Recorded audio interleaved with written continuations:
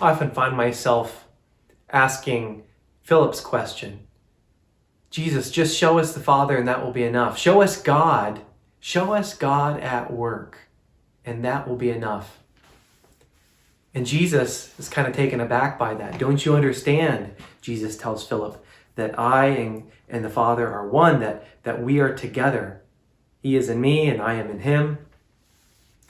And that by understanding the connection between God and Jesus and the church, that we have a deeper understanding and appreciation of how God works in the world around us.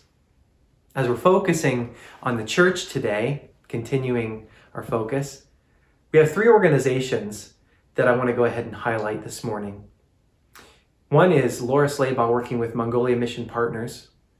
The other one would be Claudia and Fabricio Mendoza, who work and support us with the Relationship as a Missions program and also work for Christ for the City International in Nicaragua.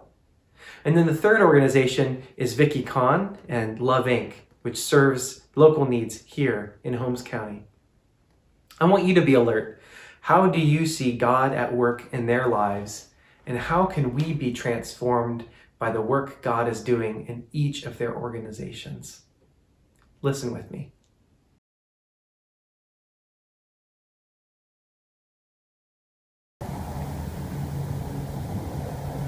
Beautiful signs of spring. Pussy willow come down. The river that is thawed, has been thawed for a while. The green grass, all signs that spring and summer are coming. Today is a beautiful summer type day. It's in the low 80s. Which is quite unusual for the end of April. But it's wonderful to be able to enjoy it today and have a little time down here by the river and be focused on being still. Yesterday in the JCS office we had a devotion focused on Psalm 46, especially verse 10. Be still and know that I am God. I'm so thankful that we do not need to fear, that no matter what happens, God is in control. We are grateful for this, especially in this time of the coronavirus.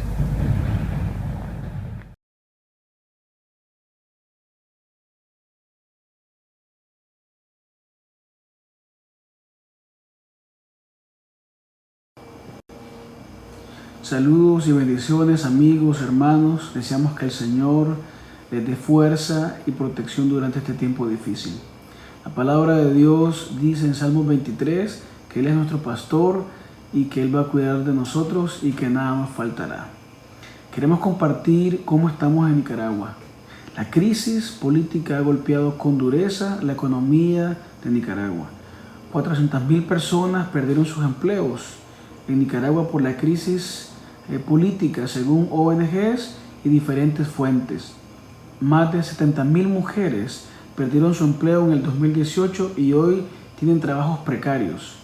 A inicios de este año, según expertos, el desempleo crecería un 10% en el 2020, ¿verdad? Por la crisis política, Nicaragua enfrentaría más pobreza y desempleo. Ya 123,000 empleados de zonas francas están perdiendo sus empleos durante esta pandemia. La pandemia podría llevar a Nicaragua a 3 años consecutivos de contracción económica. Las remesas familiares financieras que envían nicaragüenses de otros países a sus familias se han reducido. Un 65% de los nicaragüenses están viviendo con menos de $100 al mes. Los expertos médicos dicen que probablemente el virus se expandiría en comunidades pobres, en lugares donde el agua y otros sistemas de drenaje están ausentes y podría crear una crisis humanitaria. Por otro lado, el presidente estuvo fuera de los medios de comunicación y sin dar dirección por más de un mes, cuando apareció en los medios de comunicación y dio su discurso presidencial, su intervención no fue clara ni tampoco mostró un plan de emergencia o manejo de la crisis, y esto fue decepcionante para la mayoría de nosotros los nicaragüenses. No hizo ningún llamado de quedarse en casa, no cerró las fronteras, no dio dirección, y al inicio prohibió a trabajadores incluso del Estado, del Ministerio de Educación, Ministerio de Salud, etcétera, que no usaran mascarillas para no causar histeria ni miedo en la población, y hasta aún muchos de ellos tienen prohibido usar las mascarillas.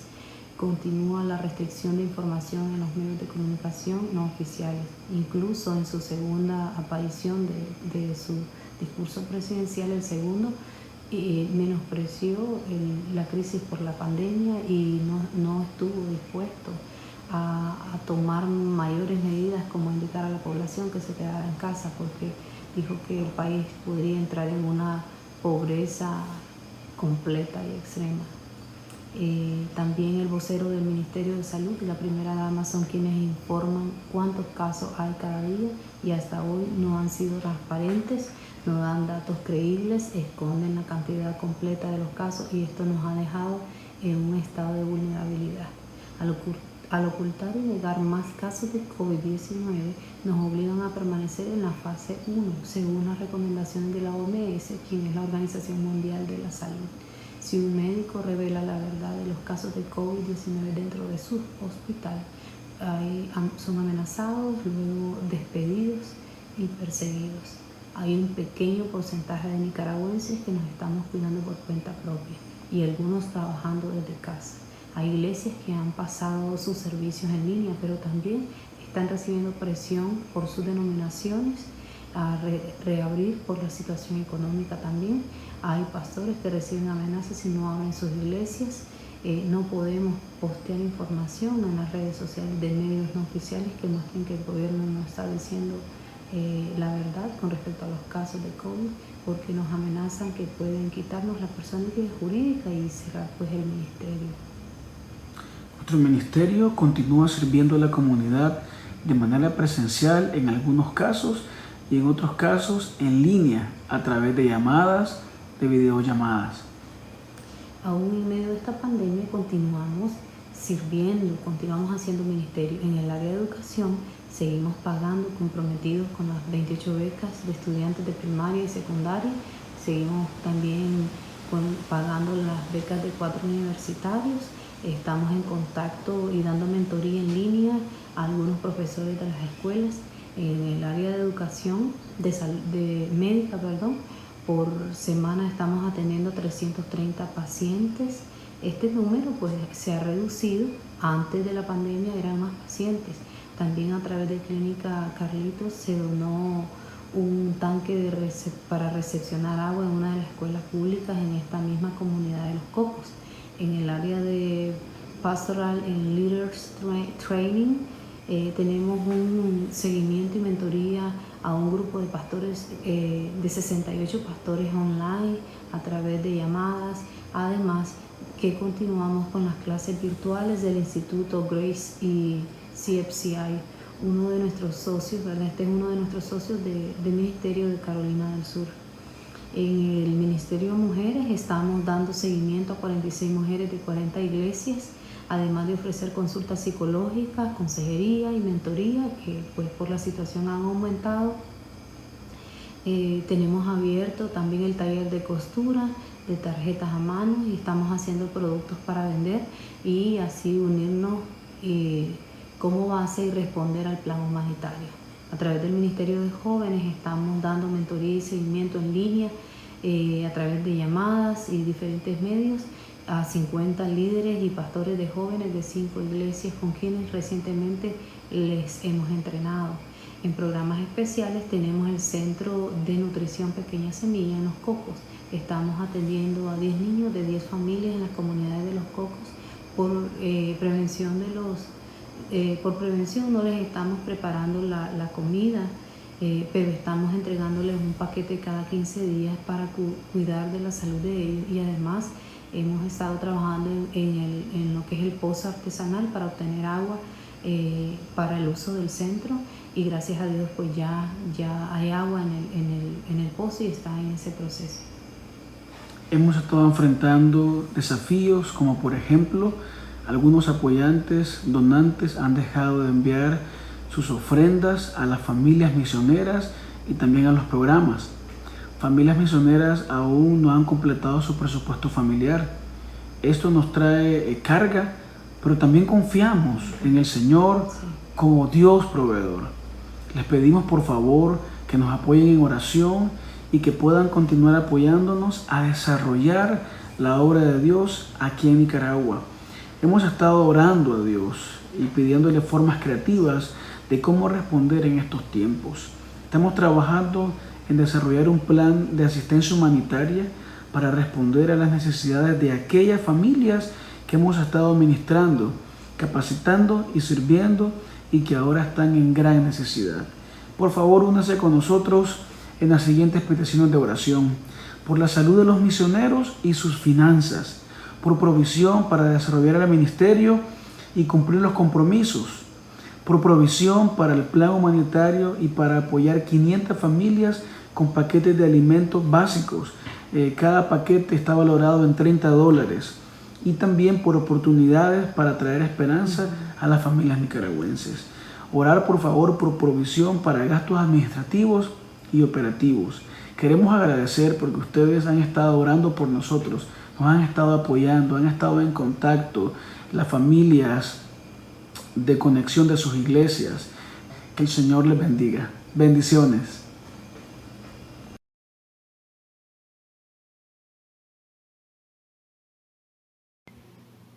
Hi, I'm Vicki Kahn, the director at Love Inc. of Greater Holmes County.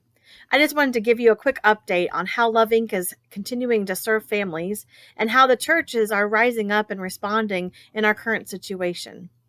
Back at the beginning of the year, who knew that when we made our Love Inc. theme be Shine Like Stars, reflecting the light of Christ, that we would find ourselves in this unique opportunity to truly be the light to other people. Back in March, when everything was closing down, when we were asked to stay home and schools were closed, we knew here at Love Inc. that we wanted to continue to be ready and in position to keep walking with churches who are ready to serve families in very meaningful ways. And so one of the things that we decided early on was that we were going to remain open. Our phone lines were there for families to be able to call. People continue to give us a call and share with us their stories and their situations.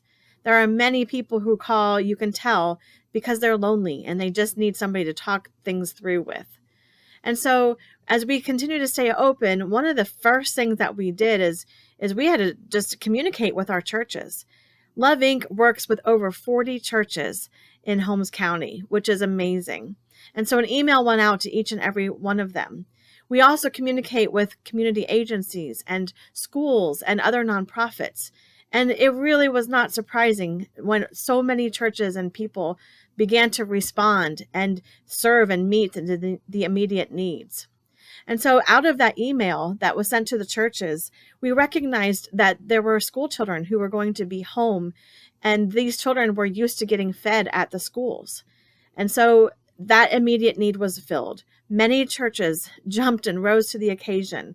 Meal boxes were distributed. Freezer meals were made and made available to families to come and pick up. We also recognized that there were going to be many people who were quarantined at home and couldn't get out to get their supplies. And so we invited people to serve as volunteer runners, people who would be able to pick up food from food pantries or grocery stores, pharmacy, getting the prescriptions, and even masks. And so these volunteer runners have been amazing. Over 44 volunteers stepped forward from over 20 different churches. And so that was really amazing to watch them move into action and to be the hands and feet of Jesus to those people who really couldn't get out of their homes. What an impactful way those volunteers are serving families. The other thing that we were sad about was that we had many budget coaches and classes going on at Fresh Start when all of this happened. And so we had to find a new way for those relationships to continue. So like many other people, we have found Zoom. So a lot of our budget coaches are meeting with their families over the phone, or we are having Zoom classes with faith and finances and affirming potential and anxious for nothing. And so it's just been a real gift to be able to continue to meet and to gather in these ways, if nothing else. Our light was not going to be snuffed out in these ways.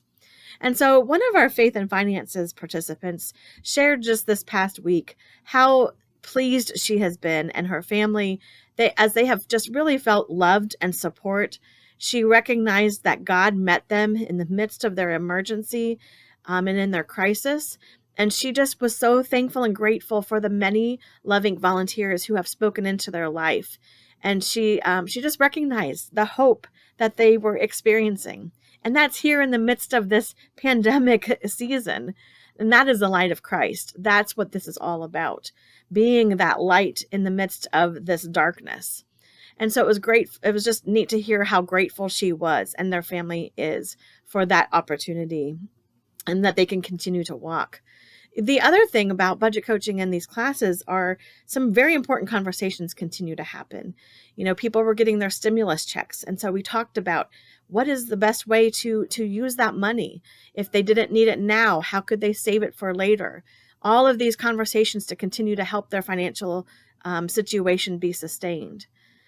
We were so thankful for those opportunities to be able to continue to work together.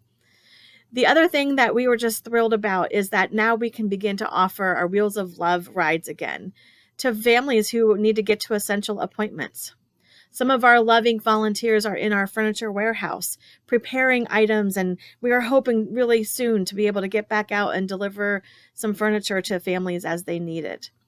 And so it has been a joy in the midst again of this despairing time to see the body of Christ rise up. You know, we have volunteers who are from churches that we've not been able to partner with before. Just we haven't been able to connect.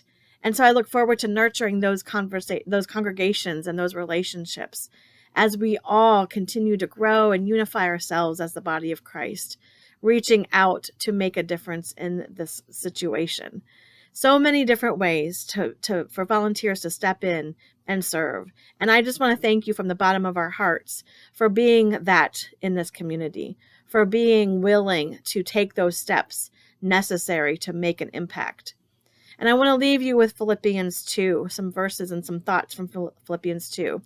You know, we are God's children and we are called to be this light. And it says, for it is by God that he gives us these opportunities to work and he allows these things to happen.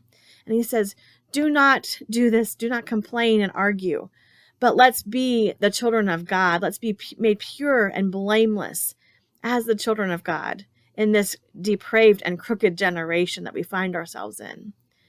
And then we will shine among them. We will be like stars in the universe as we hold out the word of life. And so may we all continue to join together and truly love in the name of Christ. Thank you.